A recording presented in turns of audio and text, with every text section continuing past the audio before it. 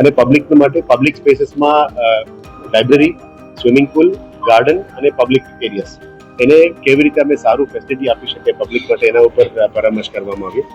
અને આવનારા દિવસોમાં હોકર ઝોન્સ, જે સ્ટ્રીટ વેન્ડર્સ છે, એમાં કોઈનું રોજીરોટી નુકસાન ના થાય, એમને વ્યવસ્થિત એક જગ્યા ઉપર લાયસન્સ લઈને પ્રોપર કેવી રીતે વેચાણ થઈ શકે, શાકભાજીમાં પણ કેવી રીતે પબ્લિકનું એક જ જગ્યા ઉપર એક જ પ્લોટમાં બધું મળી શકે, એના માટે પણ અત્યારે પગલાઓ લેવાનું નક્કી કર્યું છે. બે પે એન્ડ પાર્કિંગ પણ કરવા માટે પ્લાનિંગ કર્યું છે, એક અલકાપુરીમાં અને બીજી એક જગ્યાએ સ્પોટ આઈડેન્ટિફાઈ કરી રહ્યા છે.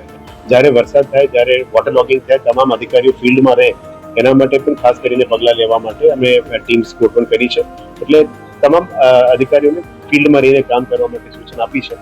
કઈ જગ્યામાં રેઇન વોટર હાર્વેસ્ટિંગ કમ્પલસરી કરવાની હતી, નથી કર્યા, એનું પણ ચેકિંગ કરવાનું પણ સૂચના આપી છે. ફાયર એનઓસીસને પણ ઇસ્યુ આવી હતી, એમાં હોસ્પિટલ સિવાય હાઈરાઇઝ બિલ્ડિંગમાં પણ કયા જર્જરિત છે, કયા ડિક્લેર કરવું છે, કયા ડેમોલિશ કરવું છે, કયા જર્જરી ડિક્લેર કર્યા પછી નોટિસ ઇસ્યુ કરવું છે, આ તમામ ઉપર પણ ડિસ્કશન ચાલી છે.